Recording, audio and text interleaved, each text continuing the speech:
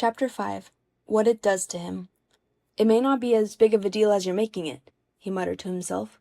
A sea otter looked back at him in the mirror, fumbling with a green bow tie. But even as he struggled with the tie, he smiled anyway. One couldn't blame him, really. Very soon, he may just become what he always wanted to be. He paused as Shellington looked at himself. Really looked at himself. Tannish fur for a face, with dark brown covering over the rest of him, save his stomach and part of his hands and feet. His nose the same brown as everything else. Thoughtful but lively eyes looking back. Young, energetic. Is this really who he was? A soon-to-be marine biologist? An actual one? And not just a person hanging out at the tide pools all the time?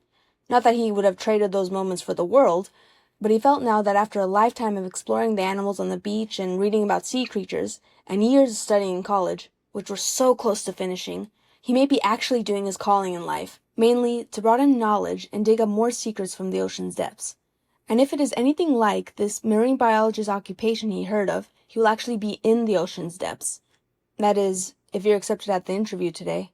But he briefly shoved that thought away, smiling again in resurfaced excitement as he finished the tie. He had no desire to think of such trivial subjects, especially since he was heading there now. Turning towards the front door of his dorm room, he grabbed his book bag from the back of his desk chair and stepped into the hallway. He soon left the dormitory building and went up the cement walkway.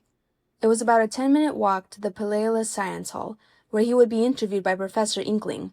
His smile grew even wider as he thought about his possible employer. Technically being part of the same scientific community, Shellington was a fan of his work, reading his first essay of him for a research project for a class. It had been about the man of war, a group of animals that worked together and looked like a giant jellyfish. From there, he had read all his other essays and books, and watched Inkling being interviewed on a couple television documentaries on some marine topics. Not only had he talked about amazing subjects and was great at writing, but Shellington had always liked the way he went about his work. The sea otter didn't know how to explain it, but Inkling always pursued knowledge, going after something when he believed it was important. He didn't just do his essays based on other people's research. He went out there and did it himself. He interviewed many man-of-wars. He took his students in trips all over the world. Shellington figured other professors did this as well. But somehow Inkling had hinted these things in his essays and television showings, portraying his enthusiasm in his work. Enthusiasm was contagious, and Shellington couldn't help but attach all the ideals he wanted for himself to that person. He was a role model to him. Not that he was going to tell the professor that. The employer may think that he was just trying to flatter him, and it would end up backfiring, though he wouldn't mean it as a way to get ahead, and he'd say that he'd never dream of hiring the sea otter and... He stopped his mental rambling. I may be a tad bit more nervous than I thought, he realized, but a look to his right set him relatively at ease again. There was a reason why he had chosen this college, after all. Past the dark cliffs he and the university campus stood on, the expanse of the ocean spread out, as far as he could see. The water moved on its own, having small ripples and waves hundreds of feet from the beach. The ocean was reflecting the sunset above it, taking a darker red as it was nearer the horizon and sun, then becoming purple and blue on the sides of his vision. He looked fondly at the sight. If the sea was where he was meant to be, then he would get there, no matter how and how long it would take. It was as simple as that. He just needed to keep reminding himself of that. He finally went into the science hall, going up the stairs onto the second floor. This was where the professors of the science department kept their offices, and he read each name plaque silently as he went past the doors in the hallway. He eventually slowed and stopped when he saw Professor Inkling on a piece of paper neatly taped underneath Professor Hera's plaque. She must have lent her office to Inkling while he was doing the interviews. The door was open, but Shellington stayed out of vision. He stood there for a second, slightly hesitant, before taking a deep breath and going in. Hello, he immediately heard. He found Professor Inkling sitting at the desk, giving him a friendly smile. Shellington, I presume. Yes, hello. The sea otter replied a bit stiffly. Please, have a seat, Inkling offered, gesturing towards the chair after shaking hands with the student. As Shellington obliged, the professor continued, This is a special time for you. Graduation is coming soon, isn't it? Yes, in a couple weeks, Shellington replied. He felt more at ease, seeing Inkling's amiable attitude and the fact that Inkling remembered that he was a senior. Inkling looked through a couple papers, flipping through some stapled papers and checking something off. Shellington thought he quickly glimpsed, while Inkling was flipping the pages over, that it was a list of names. Names of other students who were to have an interview. Shellington gulped.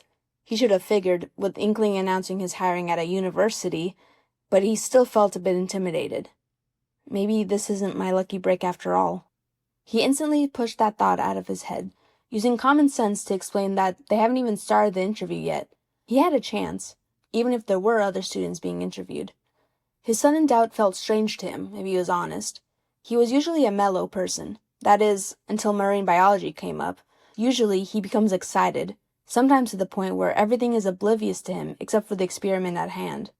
But that's what marine biology did to him. It always brought out the strongest emotions, making him excited and passionate, yet capable of making him weak-kneed and afraid, like now. Because it was personal to him. That didn't mean, however, that he should have that be used against him. He took another, now inconspicuous, deep breath and tried to relax.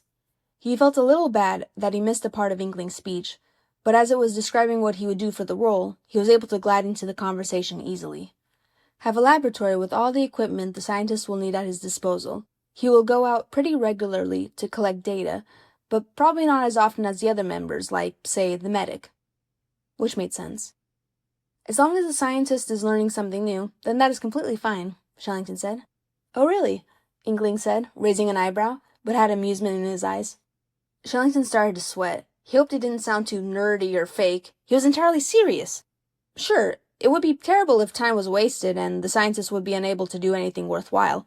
We gotta live with purpose, you know? Inkling nodded thoughtfully at the comment, and at his expression, Shellington leaned back slightly in his chair. There, you don't have to be so worried. You're doing all right.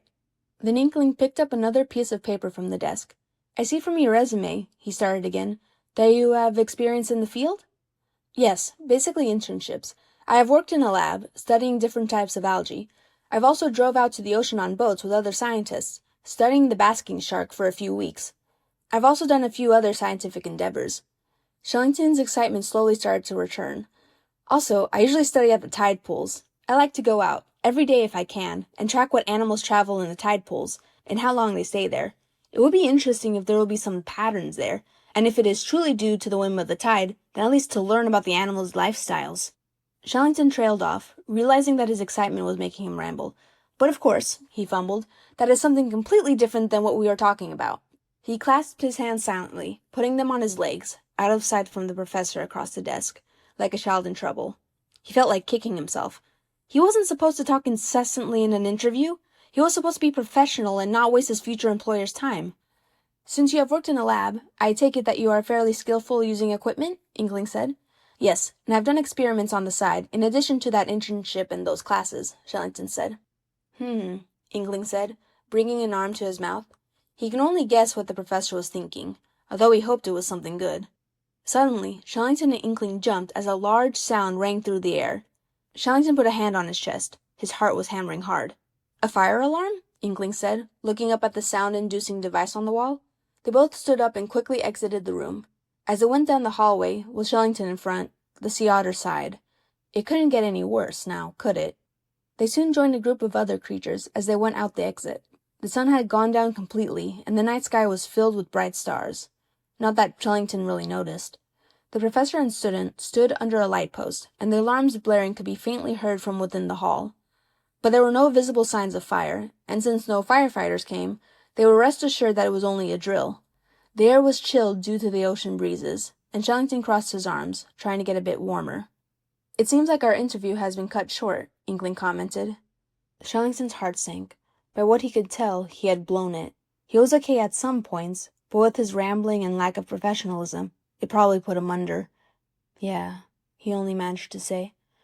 And, at that moment, he wished the employer wasn't Professor Inkling, and just a complete stranger, so he could not see the interview ruined. It would have been less embarrassing.